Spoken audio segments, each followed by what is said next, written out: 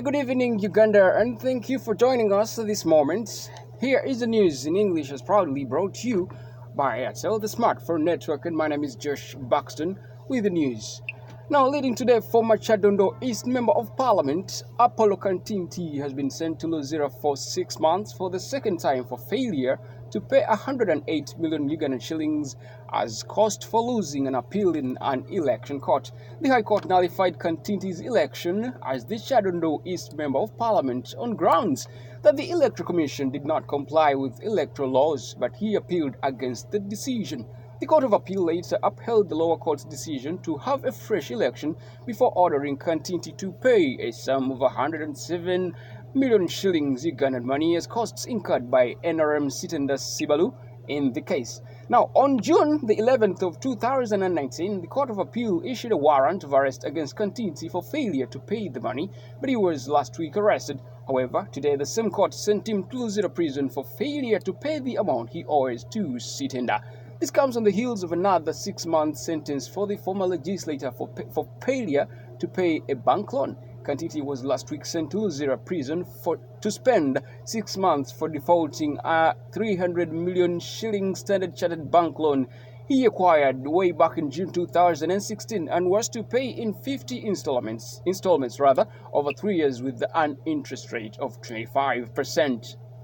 And cross out from that, in a bid to address the challenge of language barrier across the water bodies in Uganda, the Commonwealth Standard Network, in conjunction with Uganda National Bureau of Standards and the Ministry of Agriculture, Animal Industry and Fisheries, has translated the guideline documents for the fishing industry from English to Luganda. Speaking at the handover of the translated guideline documents at the Ministry headquarters in Entebbe, Patricia Bagayine Ejulat, the UNBS Deputy Executive Director in charge of Standards Directorate, said that this innovation is for enhancing standards in protecting of public health, safety and quality assurance of smoked tilapia fish, Nile perch and other fish species in the artisanal fisheries subsector. Mukasa Tombu Kenya, the Acting Commissioner of Fisheries, Control Regulation and Quality Assurance in the Ministry of Agriculture, Animal Industry and Fisheries, lauded the Commonwealth Standards Network for their support towards translating the guideline documents into Luganda language. The guideline documents have not only been translated in Luganda, but will also be translated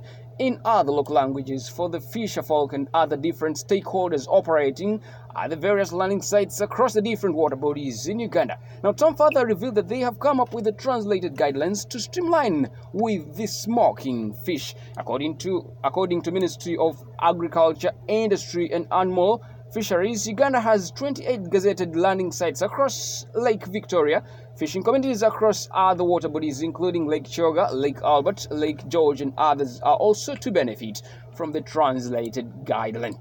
And crossing out from that, the Catholic Church has appealed for financial help from well-wishers to assist in organizing the 18th Plenary Assembly and Golden Jubilee celebrations of the Symposium of Episcopal Conferences of Africa and Madagascar, in abbreviation SECAM. Now, SECAM is the assembly of the African bishops that will be making 50 years this month, with the climax of the celebrations to be hosted in Kampala, Uganda. Now, SECAM was launched by His Holiness Blessed Pope Paul the Sixth, when he was welcomed to Kampala in July 1969, the first ever visit of a pope to Africa. Now, the delegates include cardinals, archbishops, and bishops. Pope Francis had been invited to preside over the celebrations, but earlier in there, the pontiff informed President Yoweri Museveni that he was not able to make it. It is understood that the Pope will be represented by a delegation from the Vatican, which is likely to include the African cardinals serving at the Holy See, that is Peter Turkson from Ghana, Robert Sara from Guinea, and Archbishop Protase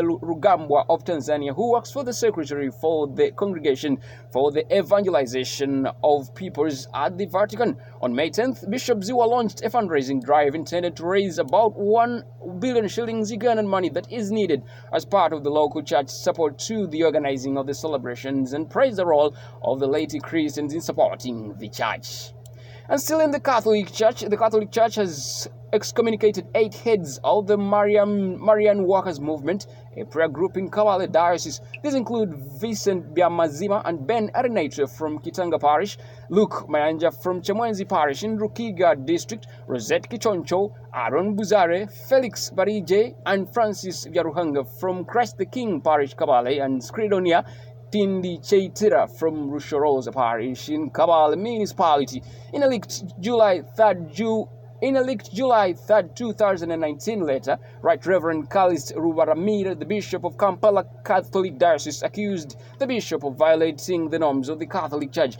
Now, according to Right Reverend Rubaramira, the group defied the resolution of the Uganda Episcopal Conference, which banned the Marian Workers Movement in the country in 2000, that is the month of June, for contravening the teachings of the church. Right Reverend Rubaramira says the group ignored his warnings to stop their conduct way back in 2013. Now he says that since the practices of the movement go against the norms of the Catholic Church, the group leaders will not receive any sacrament in the diocese effect immediately. Now, according to the letter, the excommunicated group leaders will not receive a Christian burial until they produce proof of their repentance in writing.